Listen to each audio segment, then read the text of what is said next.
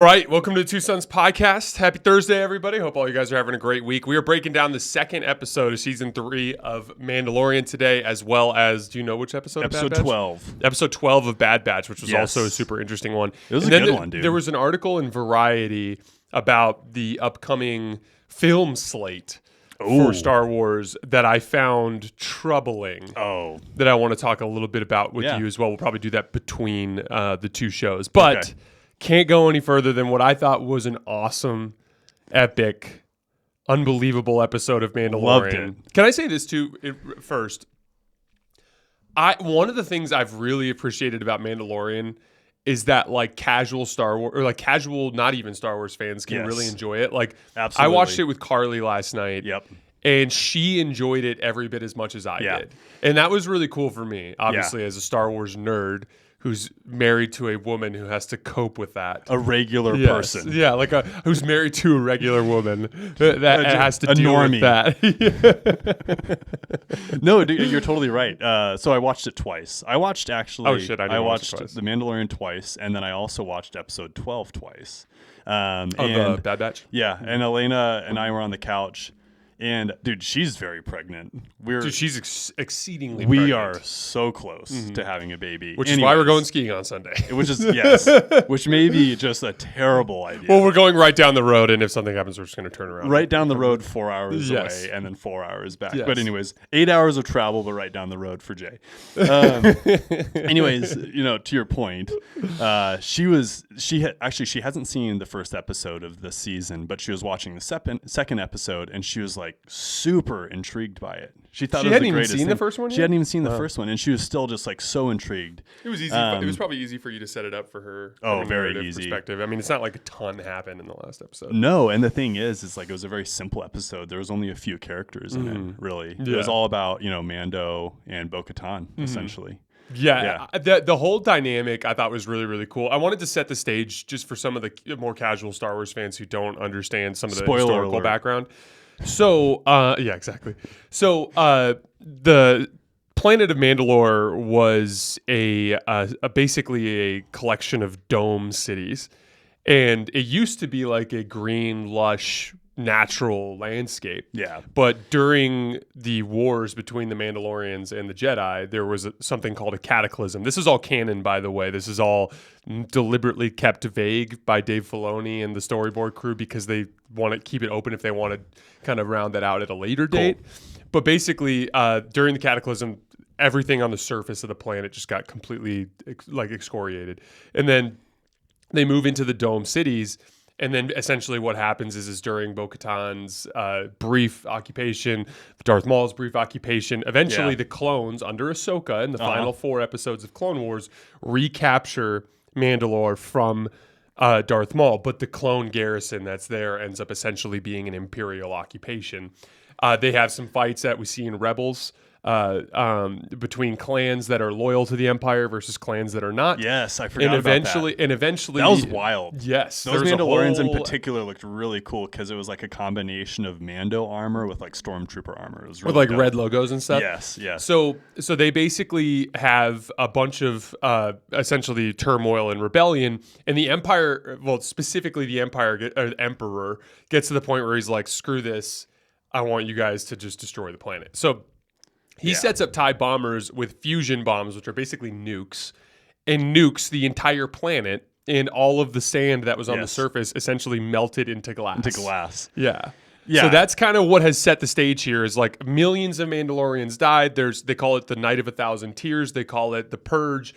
There were fields of Mandalorian recruits that were fighting on the ground that were just shot down by Imperial gunships. It was like a nasty destruction of a planet entirely, which is in that species, which we learn from Bo-Katan in the episode, is basically the only group that survived. The Alamites. Yes, the Alamites. Yes. And apparently they used to live on the outskirts of the town. So do you think, because there's definitely a little green eye theme happening with like the little dragon that attacked Grogu? Irradiated, yes. Thought the Yes. whole time. Okay, yeah. That was So- where I went the whole time. I thought Yeah. that was deliberate. Okay, I thought it was too. I just wanted to make sure we were on the same page there. Did that bother you at all, though? The concept of like, oh, the air's got oxygen in it, it's breathable, and not accounting for the obvious like radiation, that would be, radiation fallout. exuding out of like all the glass? Yes. Yeah, it does, but it's Star Wars. We don't know. Yeah, exactly. Or maybe their Mandalorian suits reflect all that stuff. Or maybe everybody in the entire galaxy is completely irradiated. Yes. It's just a lost Next cause. episode, Grogu just has like an arm coming off of his head. Mando's like, yeah, we messed up big time.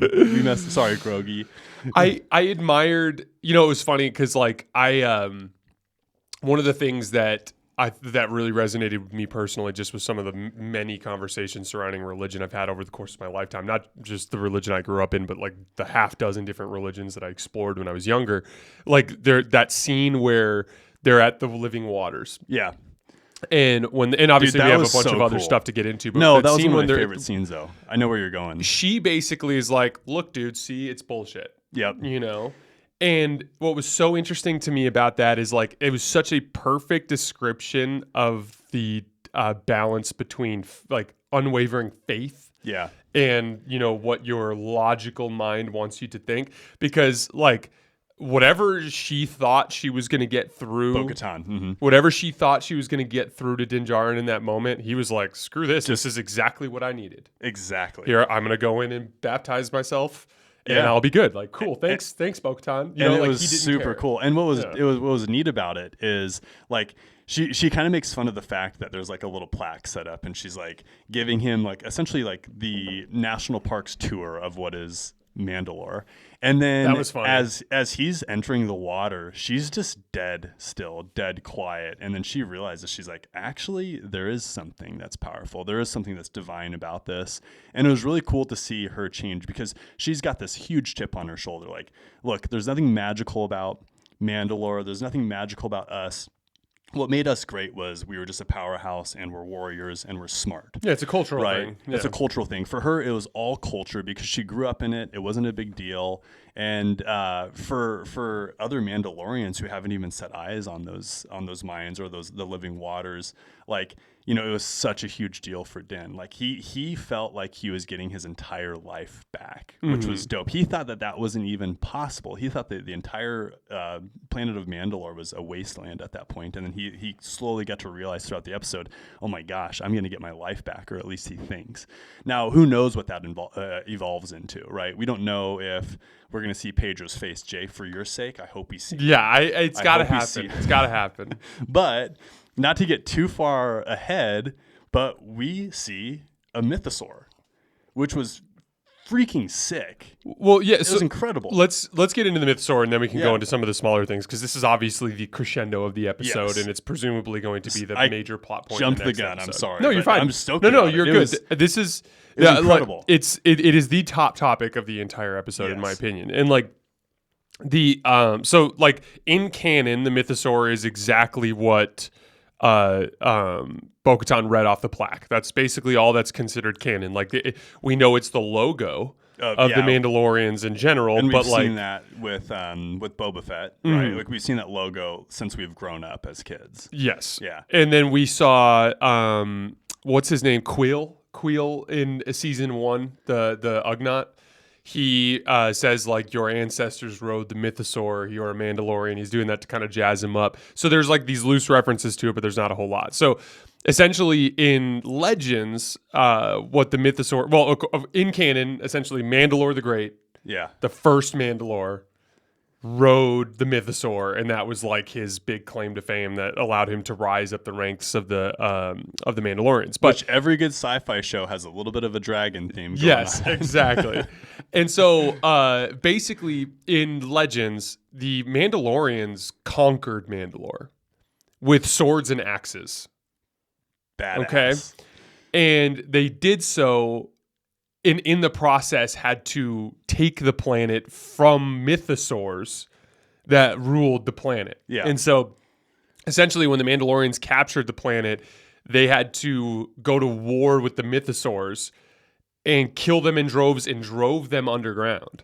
Jeez. And so there were some of them that survived, but they survived underground. And then Mandalore the Great was the one that actually went to the living waters and actually I'm going to ride one. this. Yes. So do you think Bo-Katan just thought, hey, there's actually no such thing as a mythosaur. This is all just legends? Or do you think she just thought it was so far removed in their past that it wasn't a big deal? I'm sure she just thought they were extinct. Okay. I almost got the vibe that she was just like, oh yeah, those are just ghost stories. That's thousands of years ago where it doesn't even matter anymore. And because in Star Wars, like it's such a big universe that's like big things get missed. Like we see even Han Solo. Han Solo doesn't believe in the Jedi. Exactly. Yeah. Even though it's like well-known fact, like the galaxy's massive, right? And like it would be so easy for stories just to just explode. With like lighter fluid, like, oh yeah, like, like Jedi, for example, like, yes, they're magic per se, but like they have their limits, right? Mm-hmm. But I'm sure there's stories about Jedi just doing absurd things. They talk about the Jedi in a very mythological sense during the season 2 when Mando's trying to talk to the armorer and they're having their conversations. Yeah. It's like they tell tales of an ancient sect of force wielders or whatever, of sorcerers called Sorcerers, Jedi. Like, that's a mythological right. thing too. But to your point though, that thing can get lost in time. Yeah, and I get that vibe with Bo-Katan because like it seems like she's just like, oh yeah, those are all just ghost stories. Mm. Those are all just legends. But the mythosaur thing is super fascinating to me. I had one thing that I was confused about. So, are we to assume that he took off his jetpack? Yeah. So he had no propulsion. Uh-huh. And he was walking down the steps and he took one step too far and he just fell. Dude, I don't know. I don't know. Or the mythosaur grabbed him. But the mythosaur was very much like chilling when they went by him. But Bo-Katan was moving through the water. She dove down at first, but when she was on her way up, she did it with a jetpack. So like, I think it might have been she jetpacked down to him.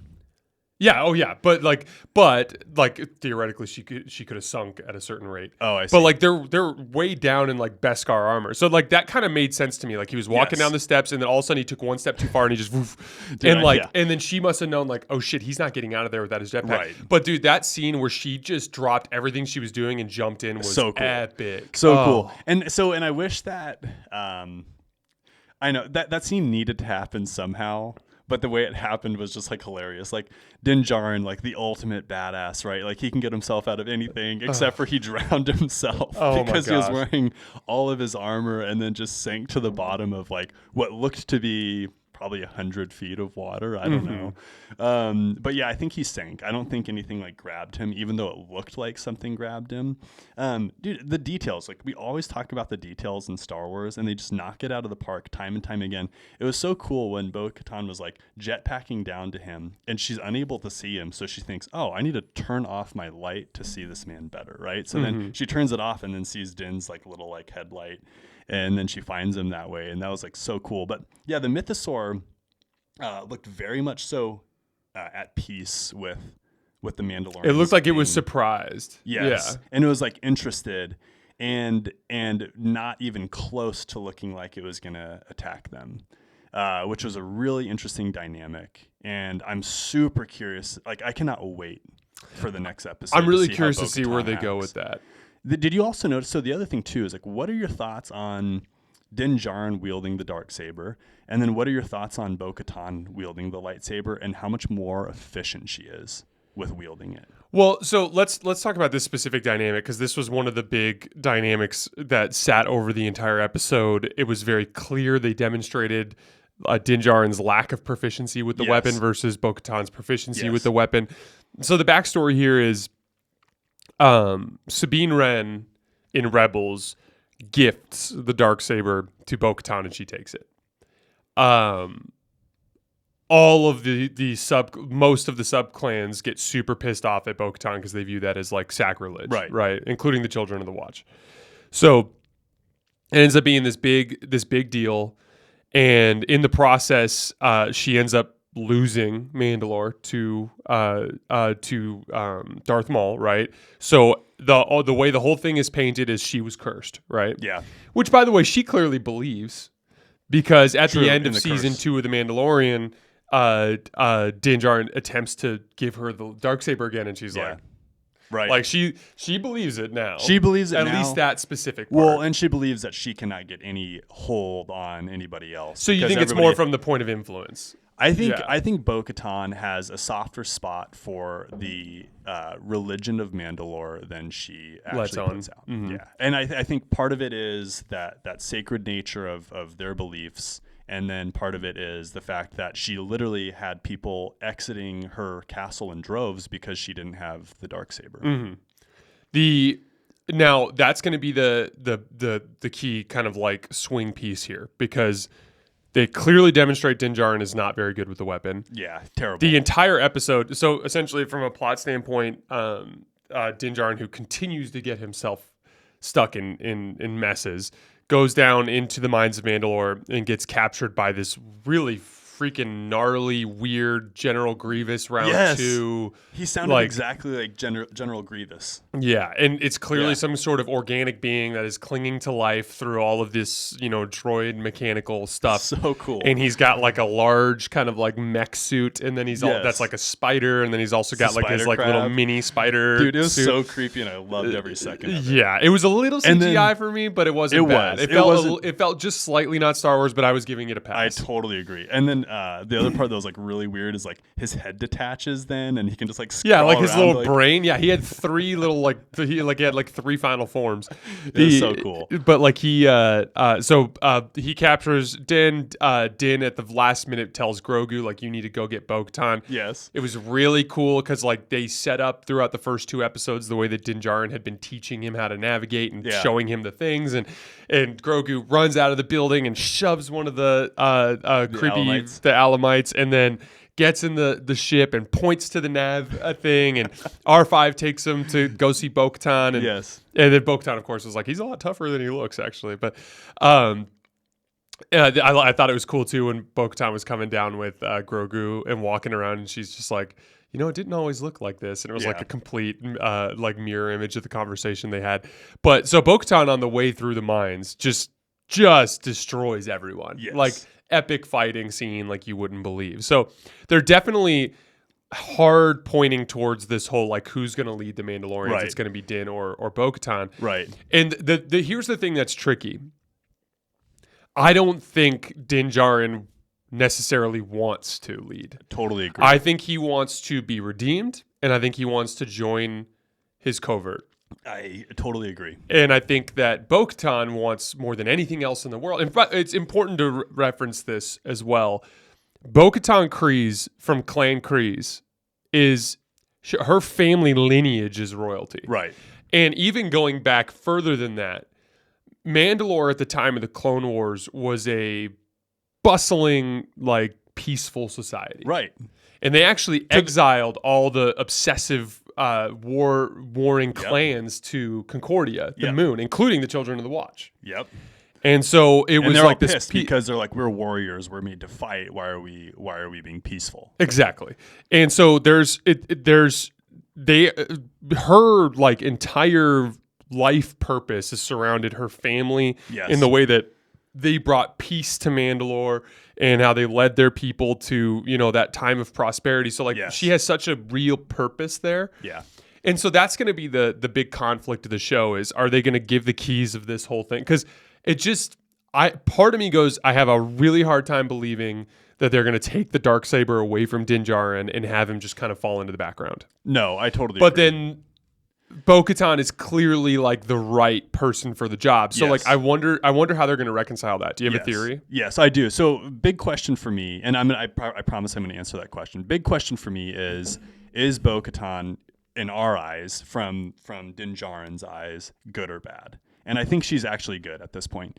The other thing too, though, is I think that she can get the Darksaber without Din Djarin just going off into the background. I really do, because I think probably what's going to happen is Din is probably going to get his butt kicked at some point. He's probably going to lose the Darksaber, and then Bo-Katan's probably going to kick whoever's ass who took it from Din, and I think that's how she is going to obtain the Darksaber without turning on Din. But that kind of happened.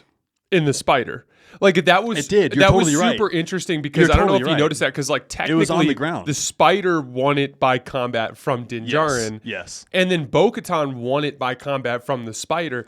And they were really deliberate about showing him pick up that lightsaber and clip it on his hilt afterwards and like kind of like alternating between her face and his. Like it was that was deliberate. And you're definitely this.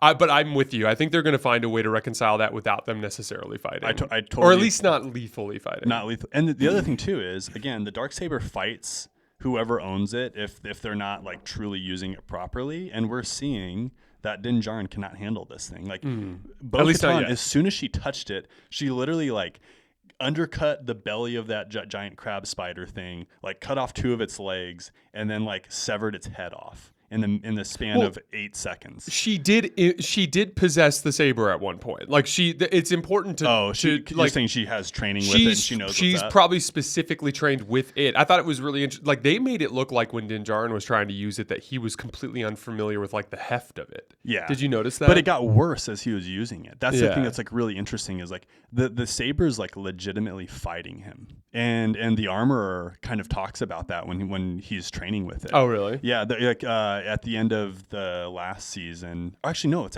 actually in Boba Fett. Boba Fett's literally Mandalorian 2.5. Like that's like what Boba Fett actually is. But at the end of Boba Fett, the armorer is talking about how like it's essentially rejecting Din Djarin. So like again, I'll have to watch that episode again because I don't really remember that part.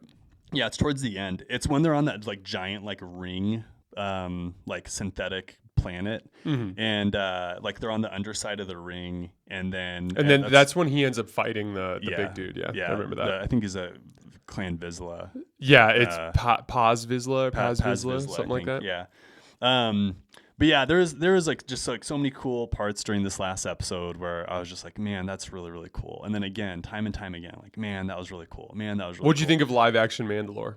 Live action Mandalore, really, really cool. I thought so too. So it's funny because Elena, we were sitting on the couch this morning, right? And she's like, I thought Mandalore was more green than this. I'm like, yeah, you've got to understand that it, is essentially just decimated by the Empire. Just and like I had seen seen all those details in the past, but like I wanted to read up on them again just so that we could convey them properly to the audience. Cause like there is like Mandalore has a very sordid past. Like I would look at it like this. There are, I would say, like 5 or 6 factions within the Star Wars history. Mm-hmm. And that kind of like are prevailing, right? Yeah. Like there are like the Jedi and the Sith. Yep. But there are also the Hutts. True. There are also like the what are the good ones from Boba Fett that are warring with Boba Fett. With the tiny faces. I'm blanking on them. The Jawas. No. It starts with a P. It's the Pikes. Oh, the Pikes. Pikes like Syndicate. The Pikes Syndicate is a big clan. one, right? Like there's like we've been in the High Republic, you have like the Nile, but like in this particular timeline, like I look at the Mandalorians as a significant faction. Like the Mandalorians went to war against the Jedi, won, and ransacked the Jedi Temple. That's a thing that happened in like Star Wars history. That's canon.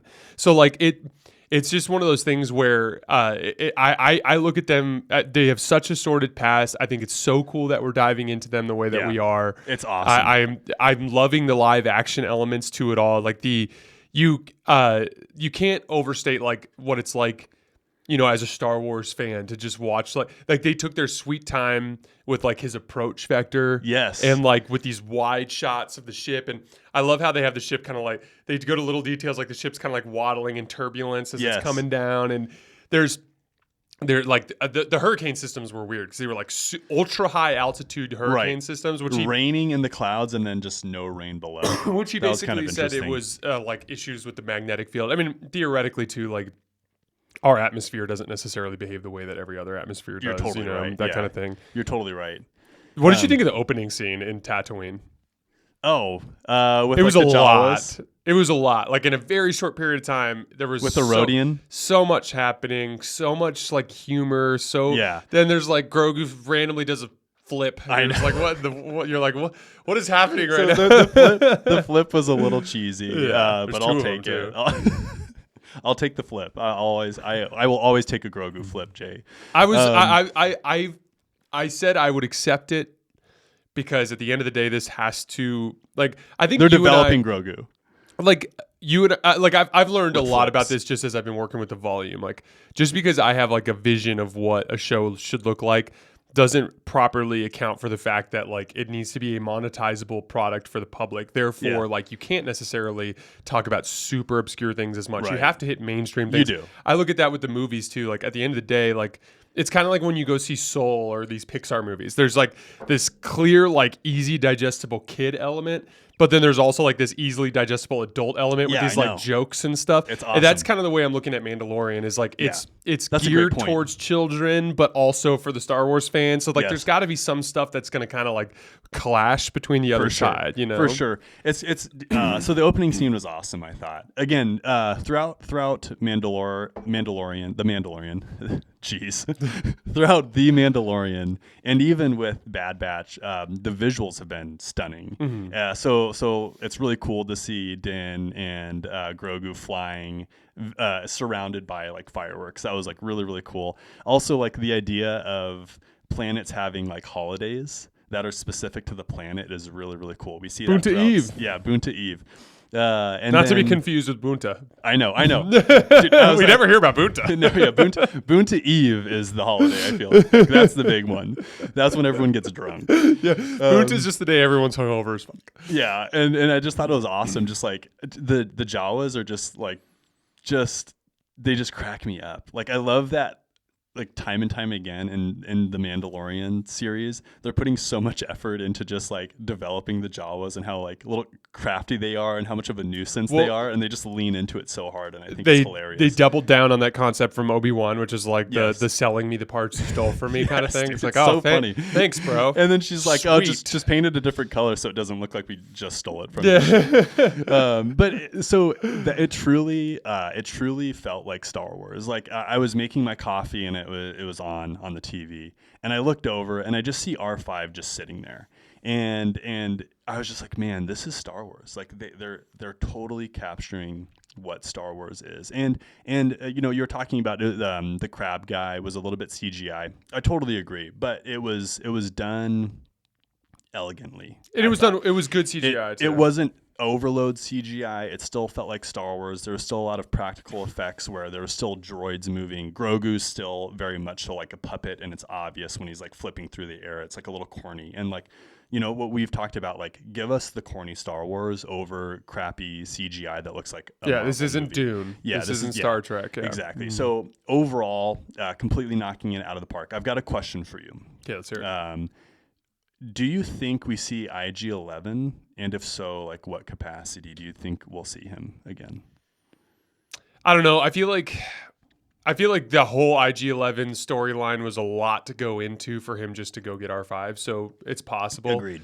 I really like they're getting into some of the meat of this storyline way sooner than I expected. Yes. Like when I was queuing up the episode last night, and like the description of the episode was like, it was like the was oddly Mandalorian vague. and Grogu. Well, it said like Mandalorian and Grogu. Well, the episode was called The Mines of Mandalore. Yes. And then the description was like Grogu and Din explore the ruins of an ancient planet. And I was like, A planet. what, or I was like, yeah, what? a planet. And when I saw that, I was like, oh, well, like they're already going to Mandalore now. No, that's what I thought And too. and then like we are at episode 2, and they're already strongly hinting at a confrontation over the Darksaber, and we're seeing the Mythosaur like that. So like, Yeah. this is all moving very quickly, which makes me wonder where this is all going.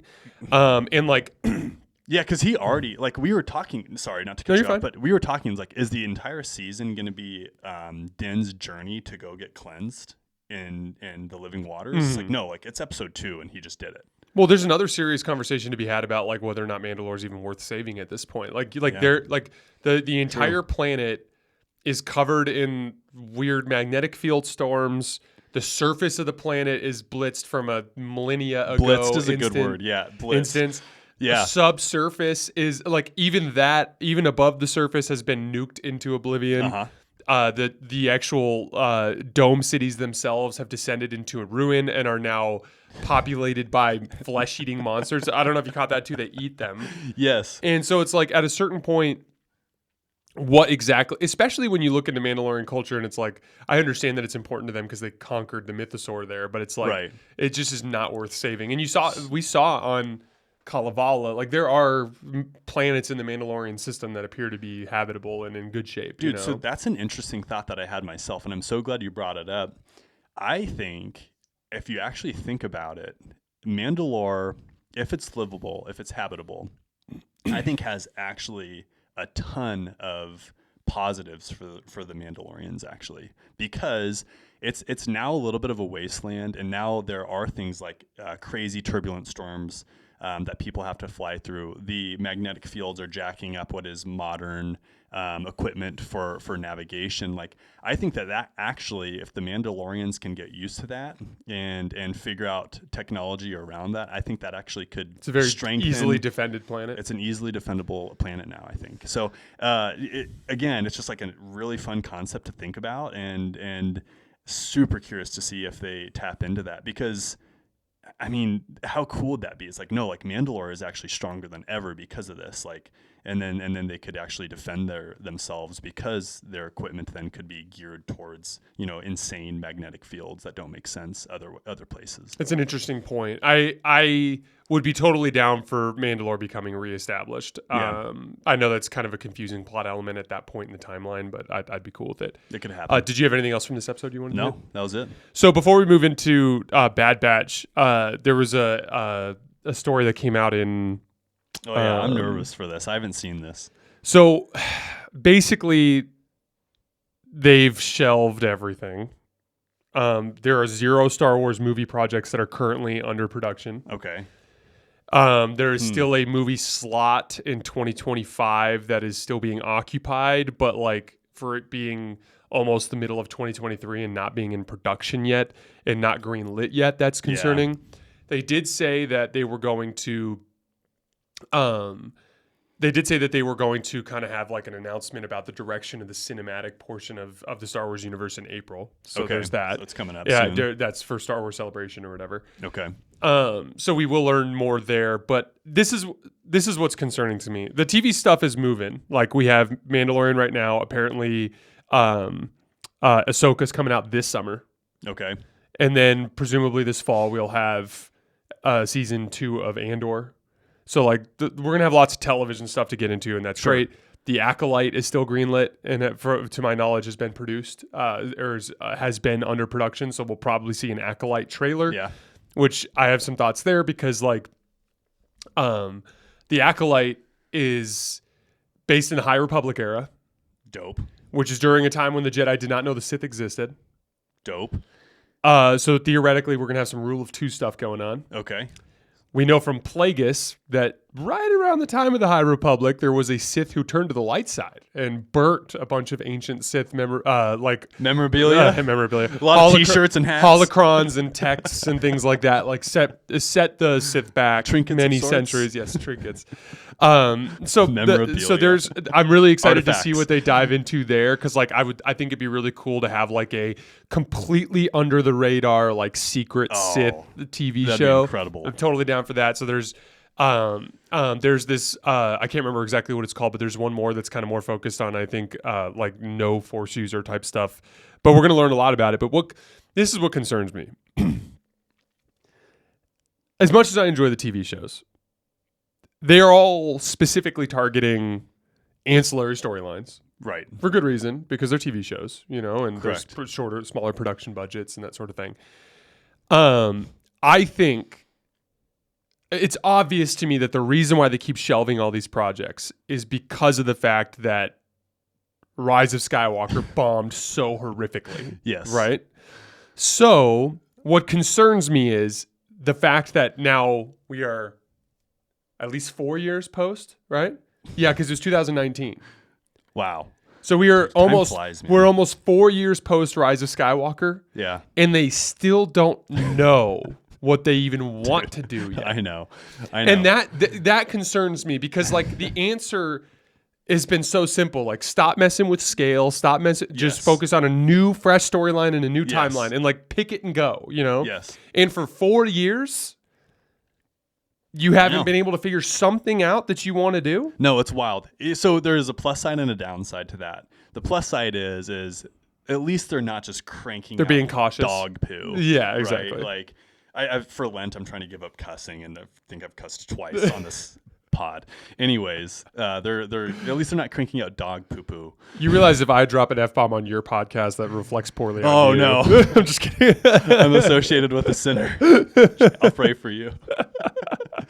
No, but I'm just happy that they're not just cranking out absolute dog, right? So I'm down for that, but it is mind-boggling. Like, I would love to be a fly on the wall for those meetings where they're like, hey, are we going to make a movie this year or next year or the year after? And then Or even start producing something? Yeah, that's what I mean. Like, Write a damn script? No, I know. Dude, at the end of the day, it's like it needs to either go through John or Dave. Yeah, it's really Period. that simple. Like, period. I think they, at least, because I don't know the true inner workings of Star Wars or even Disney, or even Disney. Like I say that's such a small thing. But like at the end of the day, I think John and Dave are the only people that can really be handed the reins for the direction that Star Wars needs to go, and it makes sense. And we've said this again in the past, like right now, because Disney owns Marvel, right? And Marvel's scale is absolutely ridiculous sometimes. Like, I'm not sorry to everyone listening. Like, I'm just not a Marvel fan. Like, it just doesn't do it for me because the rules are so loose and the scale is just so ridiculous. Like, having stated that, though, if Disney wants to go crazy with Star Wars and make some ridiculous scale dog poo-poo like they had in episode 7, 8, and 9, the High Republic would be a perfect opportunity for that because it's an era of scale. It's an era of scale. There's tons of Jedi, and it's an era of scale. I think they could slightly get away with it more than what they could. I would even say going back further than that because the High Republic doesn't have the scale on the Sith side of things. Because that's still during the rule of 2. Like I think, but to your point, the Mandalorian Wars, the Sith Wars, like crazy scale, way back. That's where you have the crazy scale, and that's where you like there are like all these ancient like myths where it's like this Sith Lord dropped a moon on the planet, and this Sith Lord like did this ritual that like took all the life force of all of the like literally the thought bomb. The thought bomb is a great example. The thought bomb from Darth Bane is such a great example. There's the the whole Old Republic video game series is based on this Darth. I'm blanking on his name now, but he was essentially considered one of the greatest Sith Lords of all time. But he was a Sith Lord who grew up on Korriban, who like killed his own parents, but then at one point like did this ritual that like put the life force of all the Sith on the planet into him. Like the point is there's ridiculous crazy scale. Yeah, there's ridiculous scale back then. There's Nagasata like sitting in his like meditation sphere, like commanding his fleet from the, like. Yeah, there's all this like really what's cool that called? stuff. Battle meditation. Battle meditation. Like there's so much awesome. There's so much cool stuff that they can get into there that I. But when I read the article, all I thought was like, I'm a little bummed because like to be still at least 2.5 years away at a minimum from a movie, and that movie is a freestanding movie. That movie is not set up as a trilogy or anything like that. So I hope they figure it out soon, man. Because I as much as I'm enjoying all this other stuff, like at the end of the day, like I think Star Wars has such a robust history that they can dive into. Yes, and like you know what the other thing too, they don't all have to be box office smashes either. No, they just need to be quality product. You know what I mean? They do. And you and I have talked about this. Like you and I kind of grew up in a funny era of synthetic. Mm-hmm. Like, dude, like you and I grew up with like a lot of things synthetic. Like, for example, like flooring is fake wood, and like a lot of things are just like made to look like things, and like and that's kind of like the way that our society has gone. Like even with movies, like it almost feels like synthetic and fake and cheesy, and it like looks good, but then when you really think about stuff, it's just like, is it really that good? And people are finally, I think, changing again and going away from more quantity and going towards quality now. And I'd like to see even movies go that direction, because I think people have really lost interest in like modern day movies. Like, I'm sorry, but like a lot of movies just don't interest me like they used to. And it's just because it feels so fake and cheesy. So like if Star Wars can not just try and do like some smashing crazy box office, like blowout, I think that they do better over like the long term because more people would actually have true fandom. Like for example, I'm about to have a kid and he's going to be probably 2 years old when the next Star Wars movie comes out. That's crazy, and dude. we'll be able to watch it with him. Like that's insane. Like That's to crazy. think about that timeline, like it's absolutely insane. So this kid is going to grow up with the next movie that Star Wars makes. And I hope that they don't go for some cheesy, ridiculous dog poo. I hope that they go towards like true Star Wars. Like, Can we have him on the pod? absolutely. Dude, he's going to be making his own poo-poos on the pod probably. All right, so we're coming up on 40 minutes, so let's get Okay. moving on to the Bad Batch episode. All right, we can be quick. You're fine. So the latest Bad Batch episode essentially is the story of, I looked at it as the story of Crosshair's final straw with the Empire. Yes. I mean, literally he killed somebody. I know, that was so cool. Yeah. So this episode was cool. It was desolate. It was cold. The music was incredible. Like the music was the essence of Star Wars, right? Like music really gets me stoked. I think Mandalorian kind of misses that a little bit, by the way. They have like a lot of electric guitar in Mandalorian, and it just kind of throws me off just a little bit. I know you're an electric guitar guy. Just a hater up here. I know, Just right? No, I love electric guitar, but it's like I don't like it. It's not a Star Wars appetizer. It's not, yeah, exactly. So not to get down that, but the music was incredible. It was like super moody and cold and desolate. And then we meet Lieutenant Nolan, which is like the next generation of what is the Empire. And it's just obvious that the clones are just being, just discarded. And you're totally right. Crosshair had his last straw, and he literally shoots a lieutenant in the chest in front of what?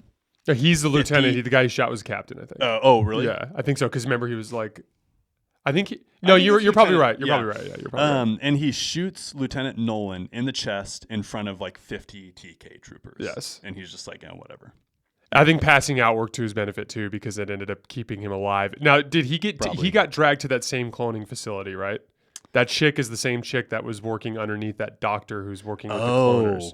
I think you're right. Yeah, that planet where they're dealing with what did you call the energy monster again? Oh, the Willow Beast. Yeah, so that facility that was dealing with the Willow Beast and dealing with the two people from Camino. I'm pretty sure the doctor, the main guy, there's a female that works underneath him. Right. I'm pretty sure that's who was talking, and I think they're examining him. I think you're right. Maybe Bad Batch goes in, Clone Force 99. Maybe they go in and save him. Perhaps he would need to find a way to get a message to him, but I would say that that's the predictable next step, is that this is a Bad Batch raid of that facility. Or they're just going to do some bullcrap episode for Sid and go steal some pirate loot. Yeah, exactly. Or more random pirate loot. Or they're going to go pod racing. Yeah, Sid has to win, or Sid makes Omega get in the cockpit of a starfighter for a starfighter race. Omega cleans floors of Sid's bar. Dude, actually, so so not to get down a rabbit hole, I hope that next episode matters in Bad Batch, and I hope next episode matters in The Mandalorian. If they did, it would have to. How the heck quest, could they possibly get away from that? Dude, you never know though. They might throw some crazy lame side quest in there. Like, it could literally be that they're sitting on the beach and then the mythosaur never actually comes out, and so they're like, oh well, we know he's down there, and then let's go do other shit, and then we'll come back and that's always a possibility. Shoot, what was I gonna say? Oh, and then the last part too, seeing the dynamic of Mayday. The clone that was a cool scene, dude. That was like almost heart wrenching. Like Mayday's in that facility, and like literally these clones. There was probably 12 of them.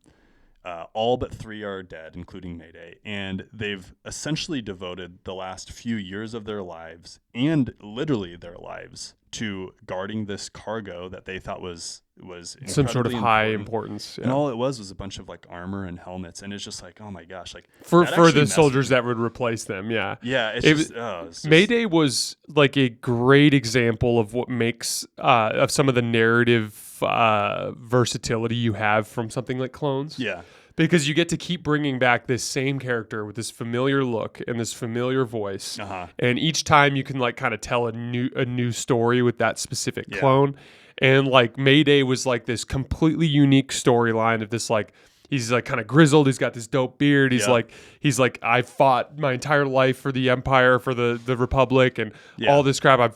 I fulfilled my mission, and it was kind of just a really good way for them to like one final time prove to Crosshair that these dudes are like, because at the beginning it's very clear to Crosshair, like when they initially are chasing Kanan Jarrus. Or Caleb Doom, I should say. Mm-hmm. Like, it's very clear there's an immediate schism that occurs between, like, what Wrecker and Hunter and all of them think about what's happening and what Crosshair thinks. That, like, is an immediate schism. And you need to kind of re-bridge that gap somehow. And the only way to do that is to get through to Crosshair through the computer chip, essentially. Like, dude, like...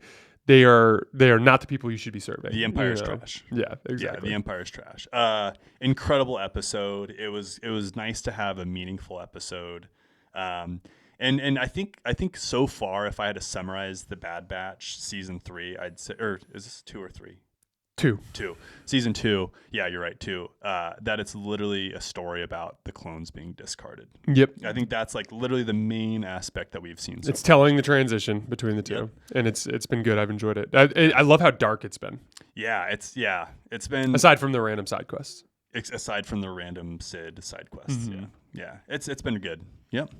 All right, guys, that's all we have for today. As always, we sincerely appreciate your support, and we will see you next time. Yeah, thanks a lot, guys.